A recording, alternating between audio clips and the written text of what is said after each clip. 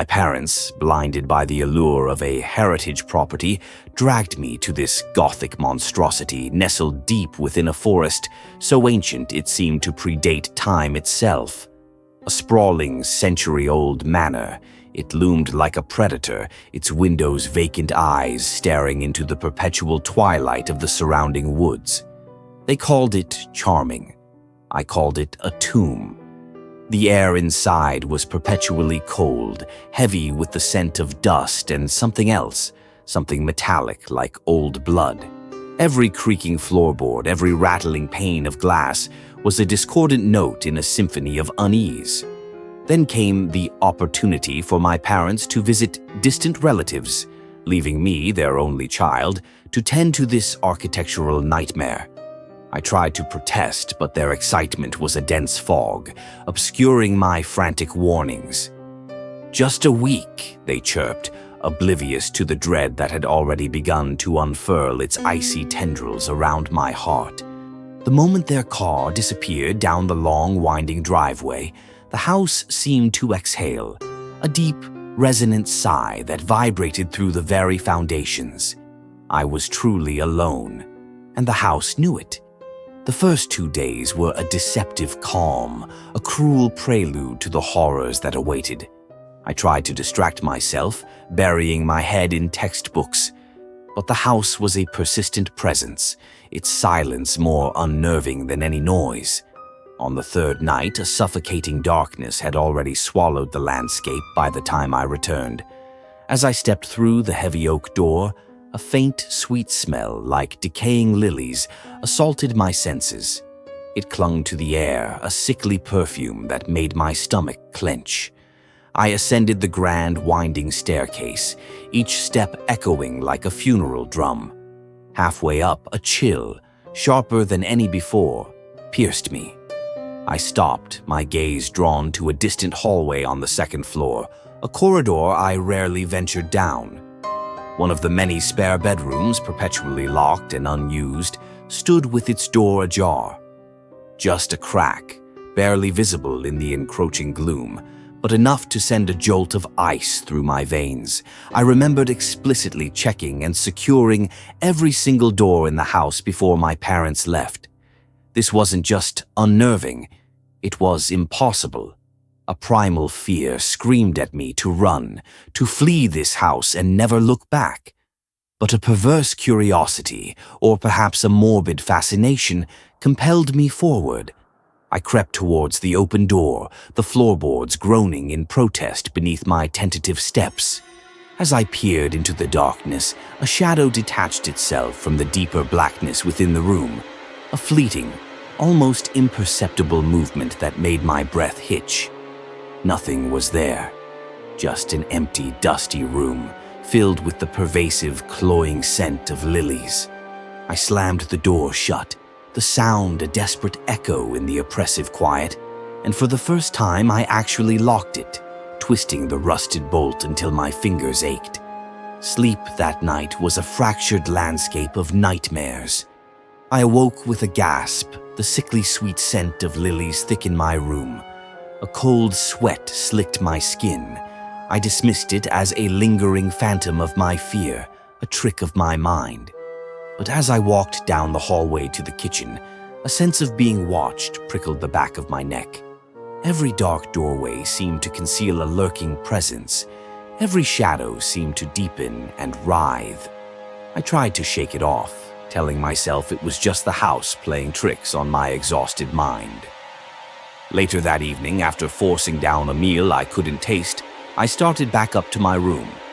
As I reached the second floor landing, my blood ran cold. The spare bedroom door, the one I had so carefully locked, was open again. This time it wasn't just a crack. It was wide open, revealing the black abyss within. The scent of lilies was overwhelming now, choking the air. A shiver, colder than anything I had ever felt, racked my body. This was no draft, no loose lock. This was deliberate. This was a message. My heart hammered against my ribs, a frantic bird trapped in a cage. I stumbled forward, driven by an instinct I didn't understand, and peered into the room. It was utterly empty, save for the oppressive darkness. But as my eyes adjusted, I saw it, a faint, iridescent shimmer on the dusty floorboards, leading from the open door and stretching down the hallway towards my own room. It was barely visible, like dried slime. A cold dread settled over me, heavier than any fear I'd known. Something had been dragged from that room, and it had been headed directly for me.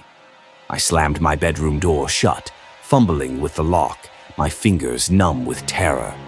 I yanked my phone out, hands shaking as I dialed my parents. "The door," I whispered, my voice a thin, reedy sound. "It keeps opening. And there's something else." Their calm, dismissive voices on the other end only fueled my panic. "It's an old house, dear," my mother chuckled, "probably just settling." Settling. My blood ran cold. Moments after hanging up, a sound shattered the silence, a slow, deliberate thump drag, coming from the hallway just outside my door. It was heavy, wet, and utterly inhuman. My breath hitched in my throat. Then a soft, deliberate tap, tap, tap on the door itself. Not a knock, but a light, persistent drumming, as if something with long, bony fingers was gently exploring the wood. I pressed myself against the wall, tears streaming down my face. "Who's there?" I croaked, my voice barely a whisper. The tapping stopped. Then came a sound that will forever haunt my nightmares. A low, guttural gurgle, as if something was struggling to breathe, or perhaps struggling to speak. It was closer now, directly against the door. I could almost feel its presence, a cold, predatory hunger radiating through the wood. The doorknob began to turn, slowly at first, then more forcefully, rattling against the lock. I squeezed my eyes shut, bracing for the inevitable. The scratching from before, the gash in the door, flashed in my mind. Suddenly, a deafening crack splintered the air, followed by a wet, tearing sound. My eyes flew open. The door was still locked, but a large, jagged splinter of wood had been ripped from the bottom, leaving a gaping hole. Through it, in the sliver of darkness, I saw it. A single, pale, skeletal finger, long and thin, slowly retracting. It was covered in that iridescent slime, and the faint, sickening scent of lilies filled my room. I screamed, a raw, primal sound that tore from my throat. The police arrived in a flurry of flashing lights and concerned questions. They found no one, of course. No footprints, no forced entry, no rational explanation for the splintered door or the pervasive, sickly sweet scent. The officers, clearly unnerved themselves, advised me to stay with friends. But even miles away, in the safety of a brightly lit living room, I could still feel its gaze. I saw it in the shadows that danced on the periphery of my vision, heard its soft, rhythmic tapping in the quietest moments. My parents, finally grasping the gravity of my terror, flew back immediately.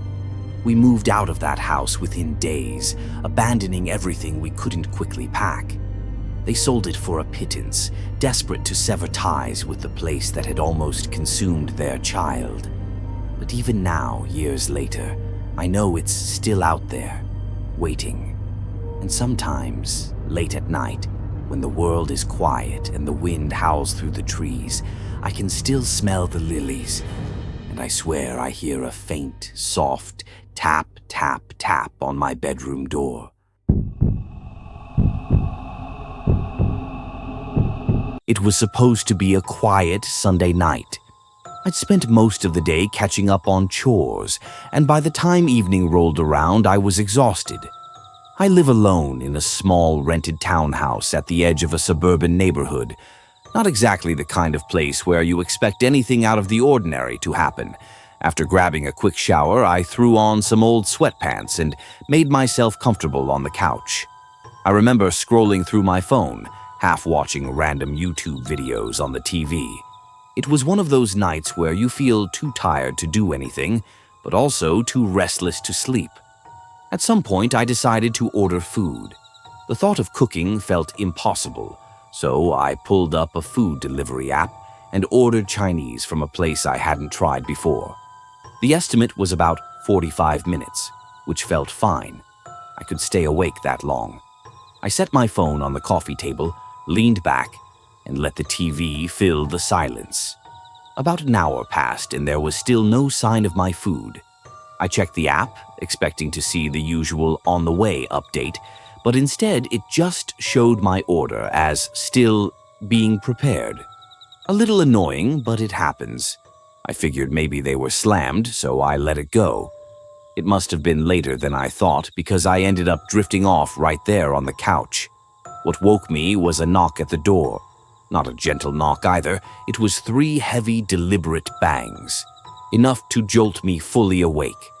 I sat up, heart beating fast, disoriented for a second before I remembered the food.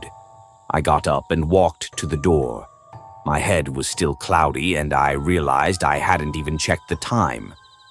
As I reached for the doorknob, I hesitated. Something felt off. It was completely silent outside.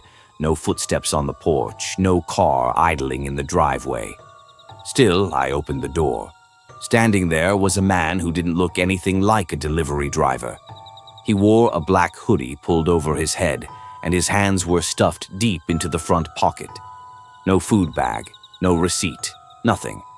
I tried to shake off the unease and mumbled, hey, you got the food?" He looked at me for what felt like a full 10 seconds before speaking. "Yeah," he said, almost as if he had to remember his line. "The order's taking a bit longer. They sent me to check if you were still waiting." Something about the way he said it made my stomach tighten. It didn't sound natural at all. Who sends someone to check in person at night because an order's delayed? But I was still half asleep and too caught off guard to question it properly. "Oh," I said. Yeah, I'm still waiting." He nodded slowly. "Cool," he said. "Shouldn't be long." Then, without another word, he turned and walked off into the darkness beyond my porch light. I stood there watching until I couldn't see him anymore, trying to make sense of what had just happened. When I closed the door, that uneasy feeling wouldn't leave me. I checked my phone. It was almost 2 a.m., way later than I'd realized, and the app now showed the order had been canceled over an hour ago. I frowned, scrolling back through the timeline. The order was delayed, then canceled. So who the hell was that guy? That's when I heard it. A faint creak from upstairs. Every hair on my body stood on end. My townhouse isn't big, and I knew I'd been alone when I fell asleep. At first, I told myself it was just the house settling, or maybe the wind. But deep down, I knew it wasn't. I grabbed the heaviest thing I could find, a metal flashlight, and slowly made my way to the bottom of the stairs. The upstairs hallway was pitch black. I strained to listen, but everything had gone silent again. My heart was pounding so hard I could barely breathe. I stepped onto the first stair, then the second, each one creaking under my weight. Halfway up, I heard it again, a soft scrape like something dragging gently across the floor. That was enough. I backed down the stairs, turned, and ran to the door. But when I reached it, my blood ran cold. The door was unlocked. I was sure I'd locked it after the man left, but maybe in my half-awake state, I hadn't. I opened it as quietly as I could and slipped outside, barefoot and shaking. The night air was cold, but I barely felt it.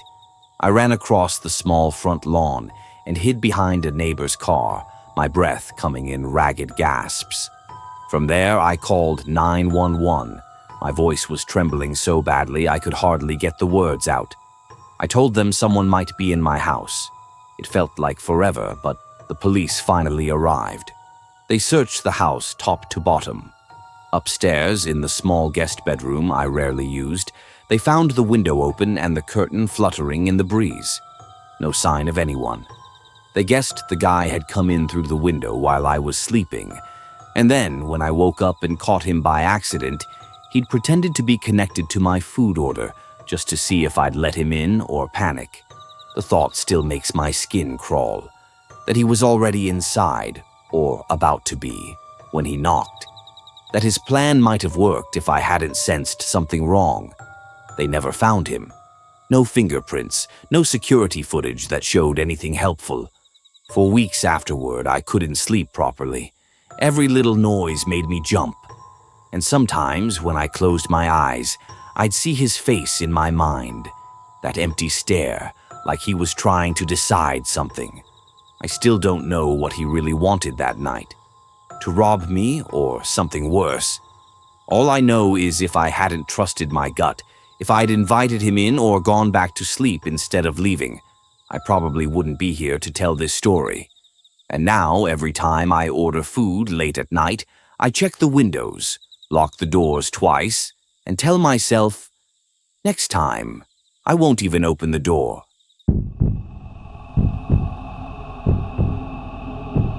The air in my new apartment always felt heavy. Not just the humidity of a southern summer, but something thicker, older. I'd moved into this decrepit complex, a forgotten relic of the city's boom and bust cycle for a fresh start. The cheapest rent I could find, a ground floor unit, tucked away in a shadowed corner. From my window, all I could see was a crumbling brick wall and, directly across the narrow courtyard, the grimy window of apartment 2B. It was always dark, always empty. Or so I thought.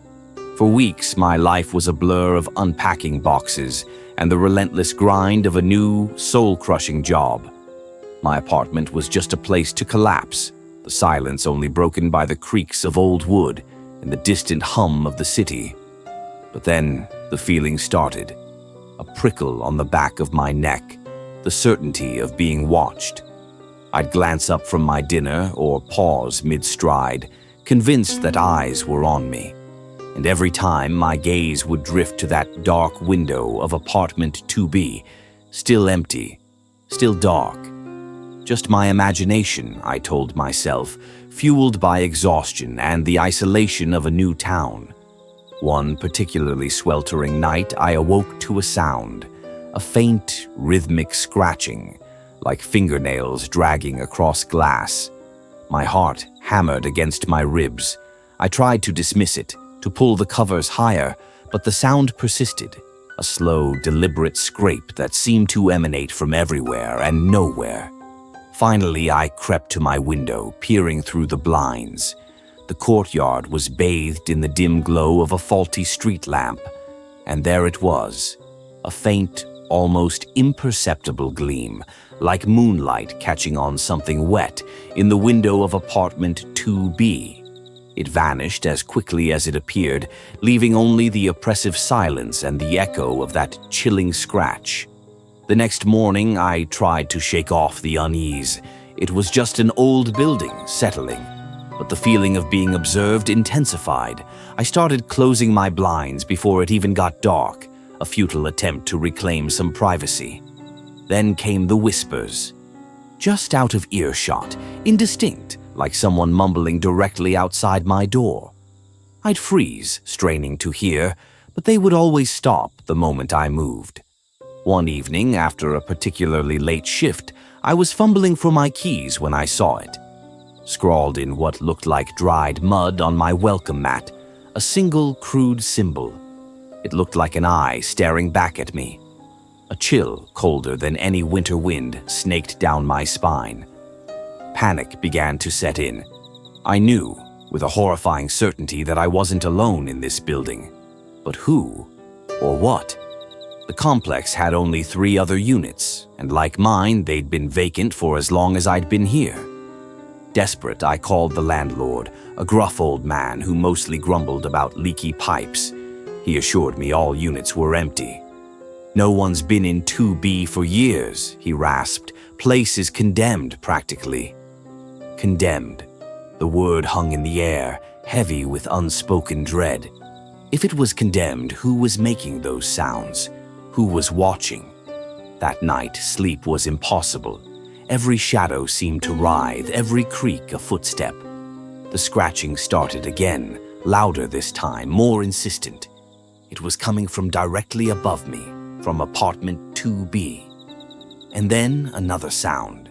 A soft thud repeated at intervals, like something heavy being dragged across a floor. My mind screamed at me to call the police, to run, but a perverse fascination, a terrible dread, held me captive. I pressed my ear to the ceiling, heart hammering. The thudding stopped, and then a sound that froze the blood in my veins, a slow, guttural gurgle, like someone drowning or worse. It lasted only a moment, then silence. A profound, suffocating silence. I spent the rest of the night huddled in a corner, clutching a kitchen knife, staring at the ceiling. When dawn finally broke, painting the sky in sickly shades of gray, I felt like a ghost myself. I had to see. I had to know. My legs trembled as I walked out of my apartment and climbed the creaking stairs, each step echoing in the silent building. The door to apartment 2B was ajar, just a sliver. A foul, cloying smell, like decay and something metallic, assaulted my nostrils. My stomach lurched. Taking a shaky breath, I pushed the door open. The apartment was indeed empty. No furniture, no boxes, just peeling paint and grime. But on the far wall, illuminated by the sliver of light from the hallway, was a single grotesque image. Drawn in what looked unmistakably like dried blood, was the same eye symbol I'd seen on my doormat. Only this one was far more intricate, more disturbing. And beneath it, also in blood, were two words scrawled unevenly. "Now you see." My breath hitched. I scrambled back, tripping over something on the floor. I looked down. It was a small, ornate antique locket. It was open. Inside, on one side, was a faded photograph of a young woman. On the other, nestled against the tarnished metal, was a single, perfectly white human tooth. And as I stared at it, I heard it. A whisper, impossibly close from behind me. "We've been waiting." The police found the apartment empty again. No blood, no locket, no tooth. Just the same condemned unit. They suggested stress, a vivid imagination. But I know what I saw. I know what I heard. And I know that sometimes what you don't see is far more terrifying than what you do. Because even now, years later, every time I close my eyes, I see that stained window, that grotesque eye, and I hear that chilling whisper. And I can still feel it, the cold, knowing stare from apartment 2B,